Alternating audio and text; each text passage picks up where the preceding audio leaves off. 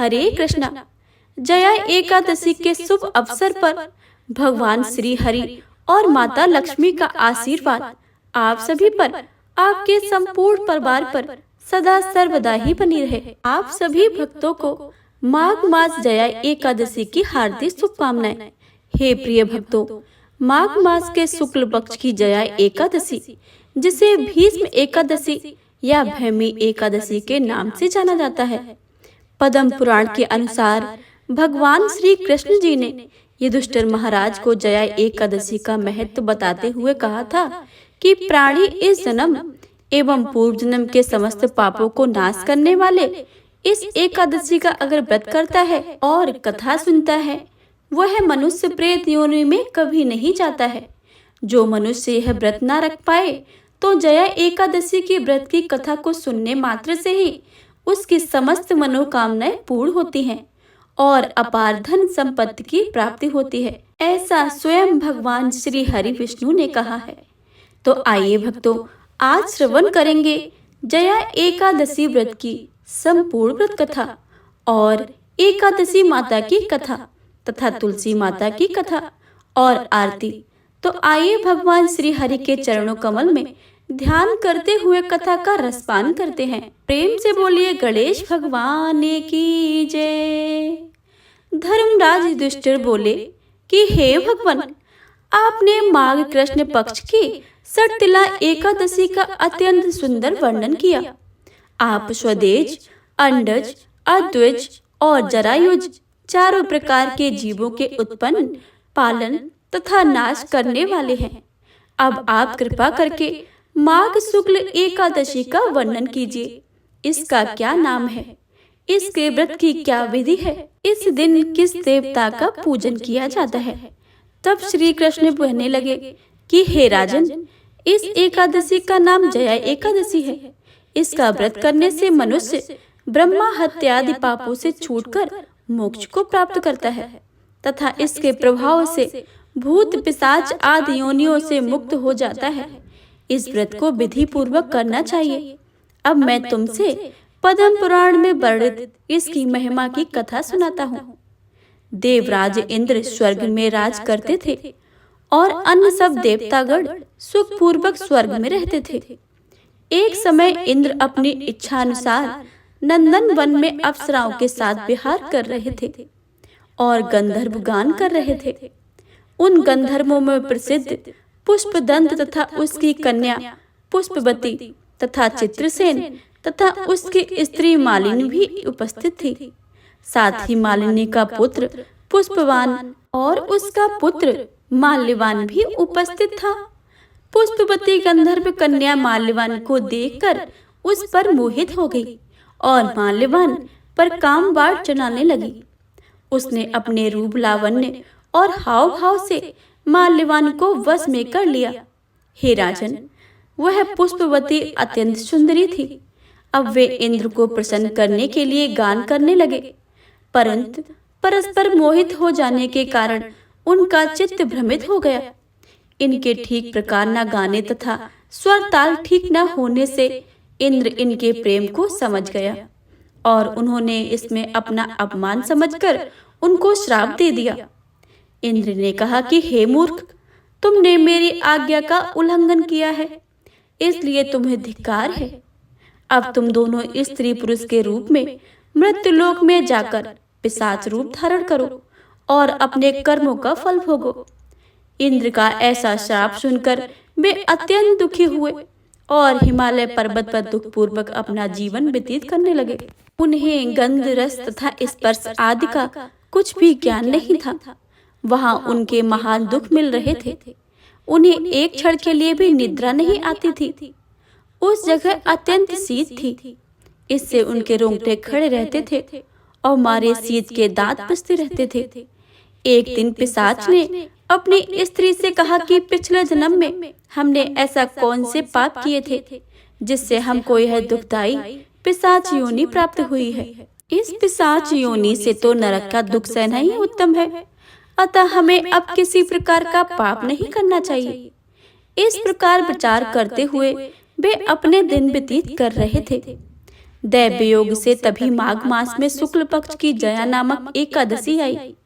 उस दिन उन्होंने कुछ भी भोजन नहीं किया और ना ही कोई पाप कर्म किया, केवल फल फूल खाकर ही दिन व्यतीत किया और सायंकाल के समय अपना दुख से पीपल के वृक्ष के नीचे बैठ गए।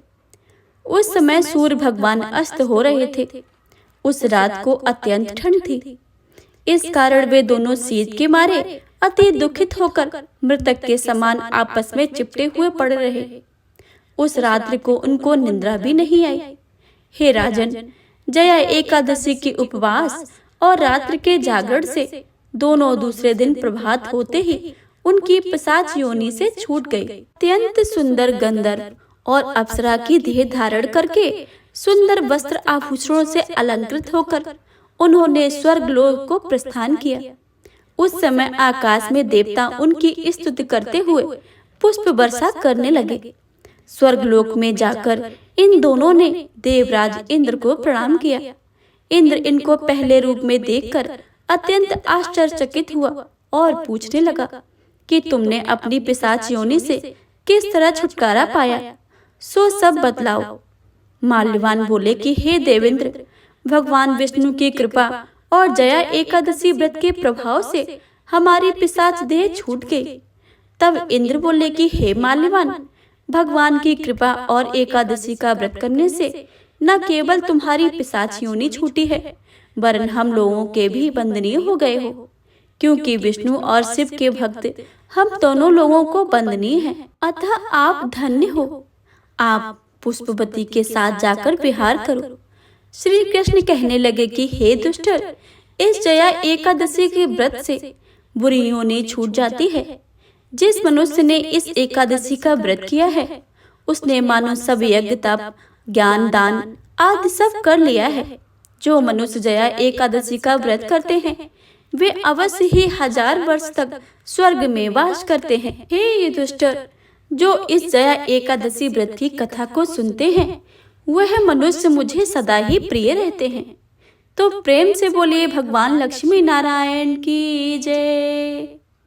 हे प्रिय भक्तों, आइए सुनते हैं एकादशी माता की बहुत ही दुर्लभ एवं पावन व्रत कथा। तो प्रेम से बोलिए एकादशी माता की जय। सतयुग में मुर नाम का दैत्य उत्पन्न हुआ।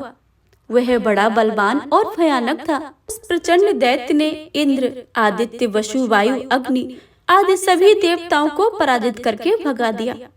तब इंद्र सहित सभी देवताओं ने भयभीत होकर भगवान शिव से सारा वृतांत कह सुनाया और बोले कि हे कैलाशपति, मुर दैत्य से भयभीत होकर सब देवता मृत्युलोक में फिर रहे हैं। तब भगवान शिव ने कहा कि हे देवताओं, 3 लोकों के स्वामी, भक्तों को दुखों का नाश करने वाले भगवान विष्णु की शरण में जाओ। वे ही तुम्हारे दुख को दूर कर सकते हैं। शिव जी के ऐसे वचनों को सुनकर सभी देवता क्षीर सागर में पहुंचे। वहां भगवान को शयन करते देखकर हाथ जोड़कर उनकी स्तुति करने लगे कि हे देवताओं द्वारा स्तुति करने योग्य प्रभु, हम आपको बारंबार नमस्कार करते हैं। देवताओं की रक्षा करने वाले मधुसूदन, आपको नमस्कार है। आप हमारी रक्षा करें। दैत्यों से भयभीत होकर हम सब आपकी शरण में आए हैं। आप इस संसार के पालन करता, माता पिता, उत्पत्ति और संहार करने वाले हो। सबको शांति प्रदान करने वाले हो। आकाश और पाताल भी आपके ही बस में है। सबके पितामह ब्रह्मा, सूर्य, चंद्र, अग्नि, सामग्री, होम, आहुति, मंत्र, तंत्र, जप, यजमान, यज्ञ, कर्म करता, भोक्ता भी आप ही हो। आप सर्वव्यापक हो। आपके सिवा 3 लोकों में चर तथा अचर कुछ भी नहीं है। हे भगवान, दैत्यों ने हमको जीतकर स्वर्ग से भ्रष्ट कर दिया है और हम सब देवता इधर उधर भागे भागे फिर रहे हैं। आप उन दैत्यों से हमारी रक्षा करें।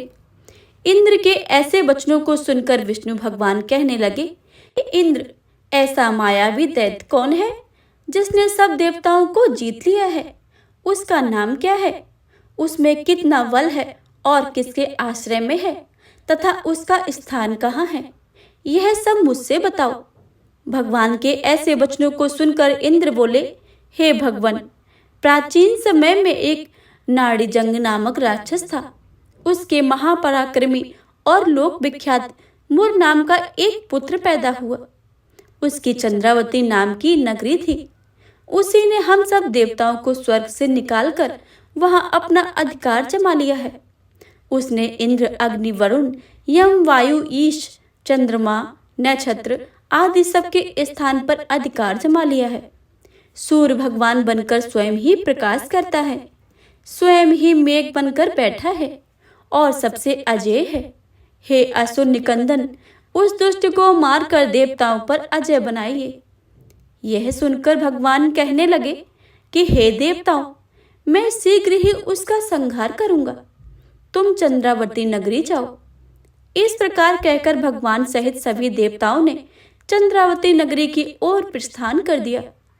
उस समय जब दैत्य मुर सेना सहित युद्ध भूमि में गरज रहा था, उसकी भयानक गर्जना सुनकर सभी देवता भय के मारे चारों ओर दिशाओं में भागने लगे। जब स्वयं भगवान रणभूमि में आए तो दैत्य उन पर भी अस्त्र शस्त्र आयुध लेकर दौड़े। भगवान ने उन्हें सर्प के समान अपने बाणों से बींध डाला। बहुत से दैत्य मारे गए, केवल मुर बच गया था। वह अविचल भाव से भगवान के साथ युद्ध करता रहा। भगवान जो थी छुड़बाड़ चलाते उसके लिए पुष्प सिद्ध होता। उसका शरीर छिन्न भिन्न हो गया, किंतु वह लगातार युद्ध करता रहा। दोनों के बीच मल्ल युद्ध भी हुआ। 10,000 वर्ष तक उनका युद्ध चलता रहा, किंतु मुर नहीं मरा। थककर भगवान बद्रिक आश्रम चले गए। वहां हेमवती नामक सुंदर गुफा थी। उसमें विश्राम करने के लिए उन भगवान उसके अंदर प्रवेश कर गए। वह गुफा 12 योजन लंबी थी और उसका एक ही द्वार था। विष्णु भगवान वहां योग निद्रा के रूप में सो गए। मुर भी पीछे पीछे आ गया और भगवान को सोया देखकर मारने को उद्यत हुआ। तभी भगवान के शरीर से एक उज्जवल कांतिमय रूप वाली देवी प्रकट हुई।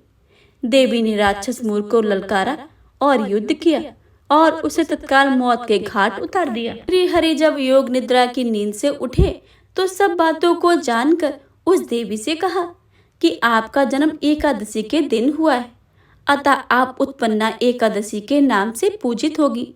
आपके भक्त वही होंगे जो मेरे भक्त हैं, और जो एकादशी का व्रत करेंगे वह मनुष्य मुझे सदा ही प्रिय रहेंगे, और जो एकादशी की कथा सुनेंगे वह सदा सर्वदा स्वर्ग में वास करेंगे। तो प्रेम से बोलिए श्री हरि भगवान विष्णु की जय, एकादशी माता की जय, सभी देवी देवताओं की जय। एकादशी माता की अगली कथा के अनुसार गालक मुनि का भद्रशील नाम का एक पुत्र था। भद्रशील ने छोटी उम्र से ही एकादशी व्रत का पालन करना शुरू कर दिया। मुनि ने उन्हें ऐसा करने के लिए कहा नहीं था। एक बार मुनि ने भद्रशील से पूछा कि उन्हें इस व्रत करने को किसने कहा है। भद्रशील ने कहा कि मैं कई जन्मों से एकादशी व्रत करता आ रहा हूँ। आमतौर पर किसी को भी पिछला जन्म याद नहीं रहता। जब तक आप माँ के गर्भ में होंगे तब तक आपको अपने पिछले जन्मों की याद रहेगी, लेकिन जन्म से ठीक पहले वह स्मृत मिट जाती है। लेकिन भद्रशील को अपने पिछले जन्म की याद उस समय भी थी। यह एकादशी व्रत की शक्ति थी जिसका वे पालन करते थे। वे एक पूर्व जन्म में धर्मकीर्ति नाम के राजा थे। धर्मकीर्ति बहुत ही क्रूर था। उसे कोई पसंद नहीं करता था। ऐसा कोई पाप नहीं था जो उसने नहीं किया हो। एक बार वह अपने सैनिकों के साथ शिकार खेलने गया।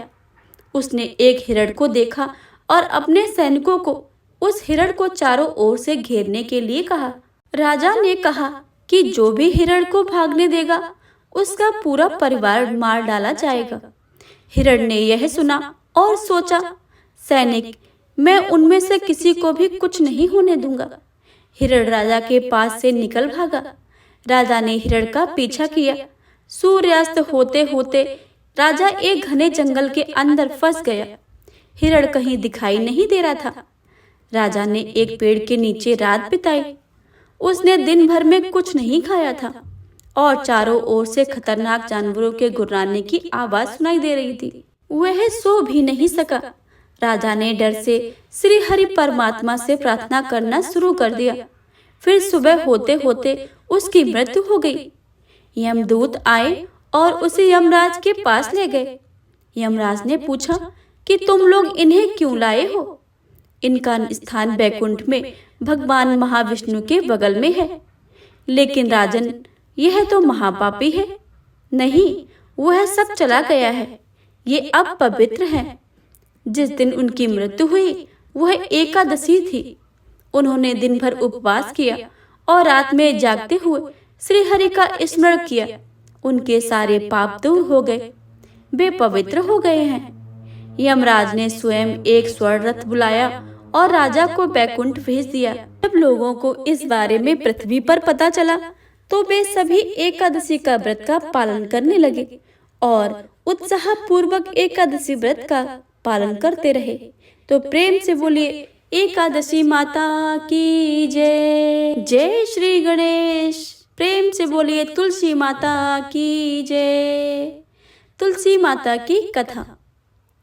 कार्तिक के महीने में सब महिलाएं तुलसी माता को सींचती थी।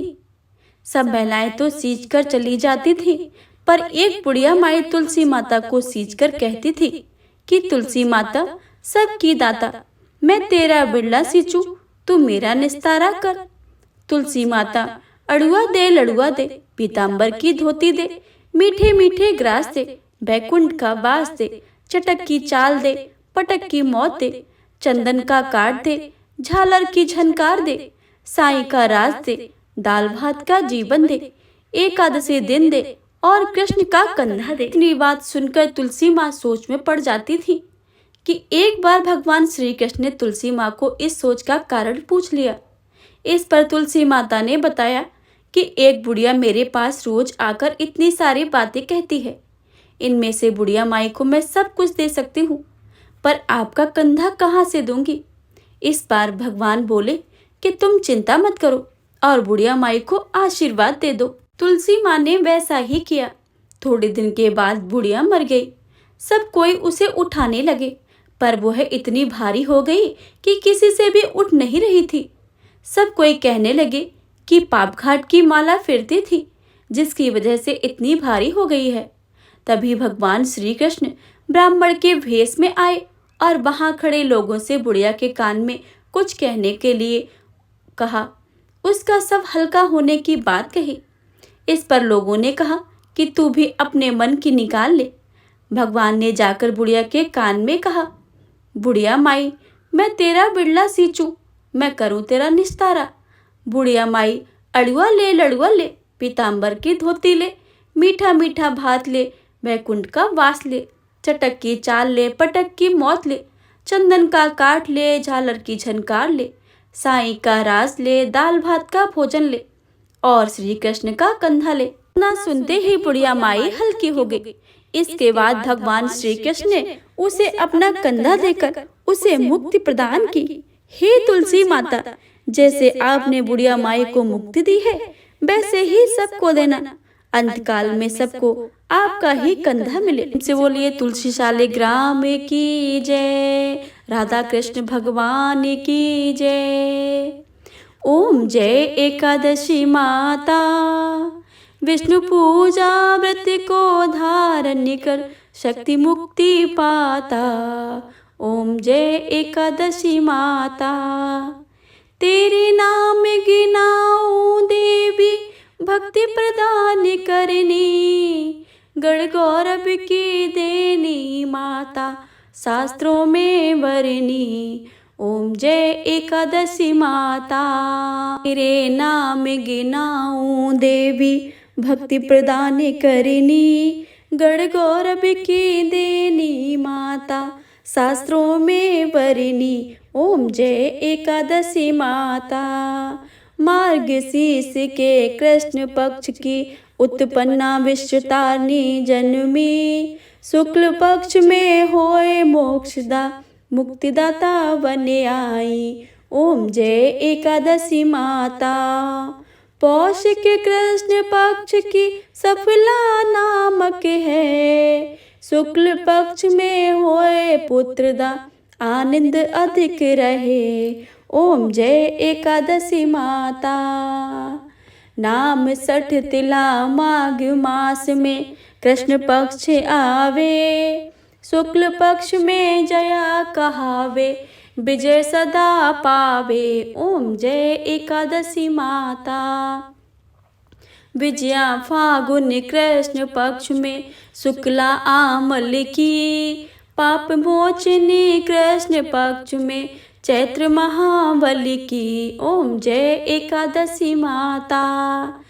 चैत्र शुक्ल में नाम कामदा धन देने वाली, नाम बरथनी कृष्ण पक्ष में वैशाख महाबाली। ओम जय एकादशी माता। शुक्ल पक्ष में होए मोहिनी, अपरा ज्येष्ठ कृष्ण पक्षी, नाम निर्जला सब सुख करनी, शुक्ल पक्ष रखी। ओम जय एकादशी माता। योगिनी नाम आषाढ़ में जानो, कृष्ण पक्ष करनी, देवशैनी नाम कहायो, शुक्ल पक्ष धरनी। ओम जय एकादशी माता। कामिका श्रावण मास में आयो, कृष्ण पक्ष कहिए, श्रावण शुक्ला होए पवित्र, आनंद से रहिए। ओम जय एकादशी माता। अजा भाद्रपद कृष्ण पक्ष की परिवर्तनी शुक्ला, इंद्रा अश्विन कृष्ण पक्ष में व्रत से भव सागर निकला। ओम जय एकादशी माता। पापांकुशाही शुक्ल पक्ष में आप हर निहारी, रमा मास कार्तिक में आवे, सुखदायक भारी। ओम जय एकादशी माता।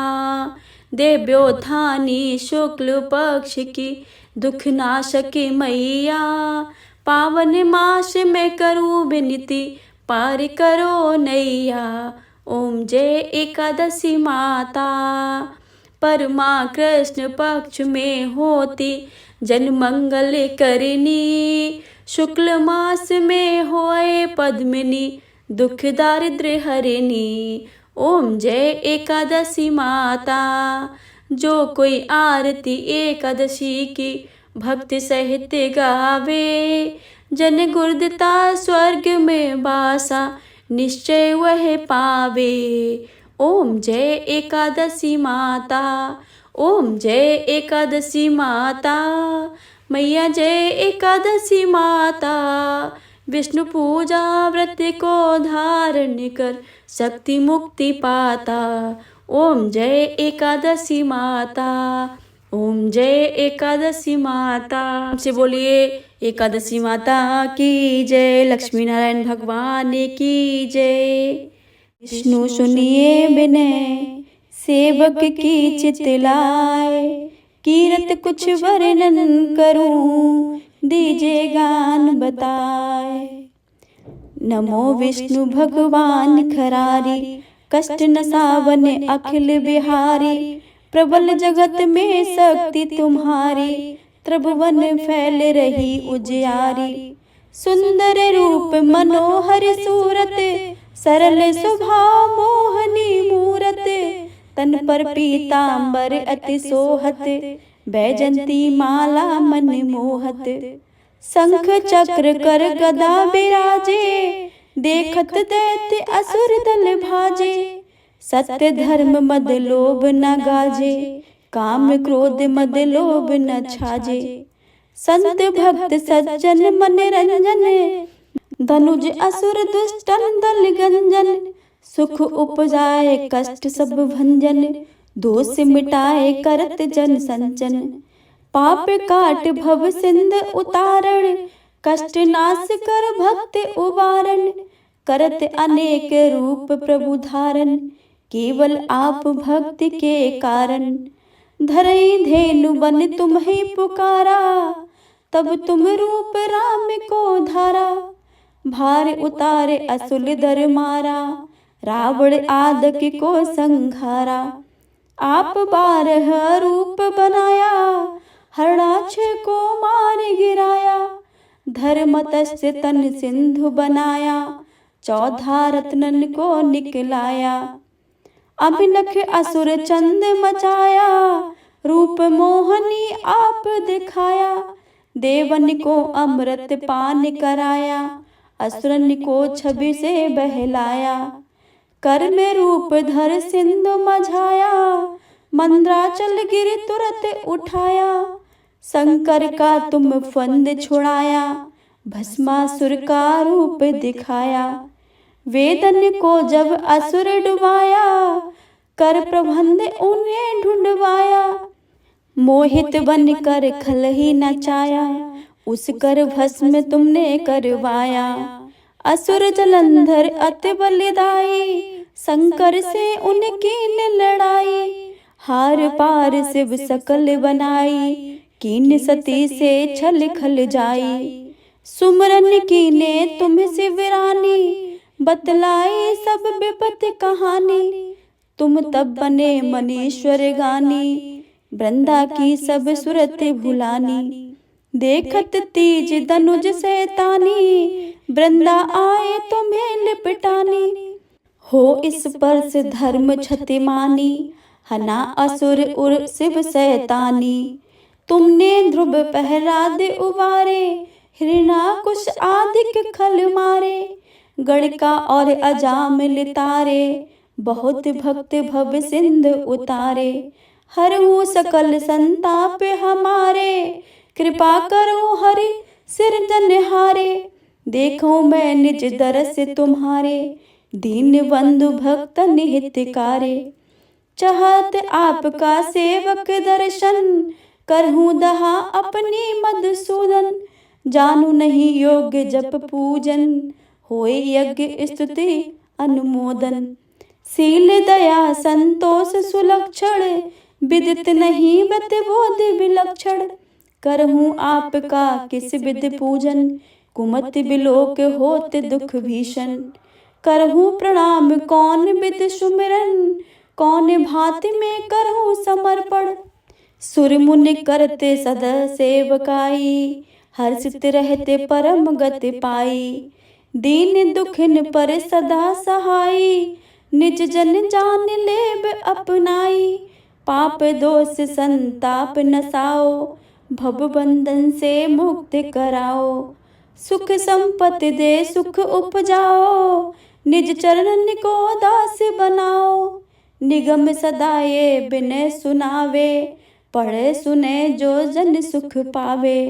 प्रेम से बोलिए भगवान विष्णु की जय, माता लक्ष्मी की जय। ओम जय जगदीश हरे, स्वामी जय जगदीश हरे। भक्त जनों के संकट, दास जनों के संकट, क्षण में दूर करे। ओम जय जगदीश हरे। जो ध्यावे फल पावे, दुख बिन से मन का। सुख संपत्ति घरे आवे, कष्ट मिटे तन का। ओम जय जगदीश।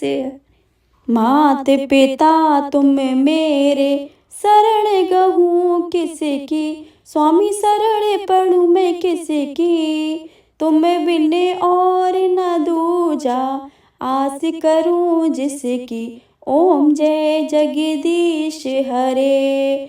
तुम पूर्ण परमात्मा, तुम अंतर्यामी।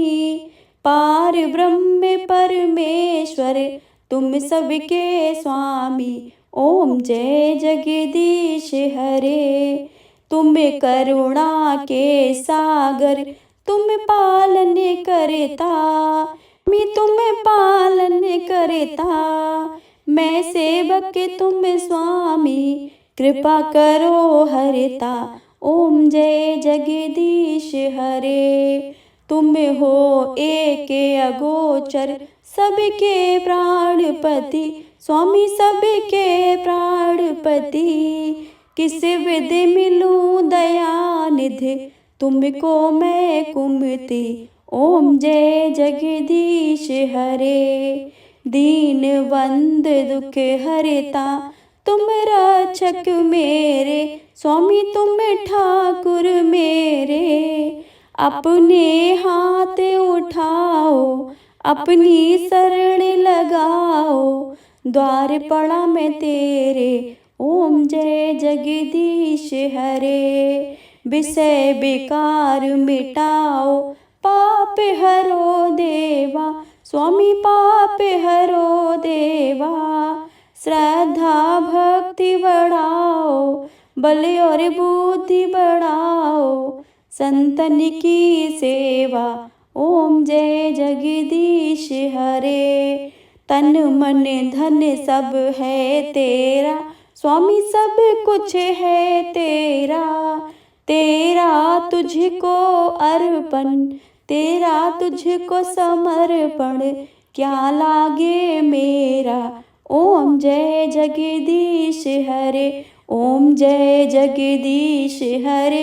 स्वामी जय जगदीश हरे, स्वामी जय दीनानाथ हरे। भक्त जनों के संकट क्षण में दूर करे, ओम जय जगदीश हरे, ओम जय जगदीश हरे।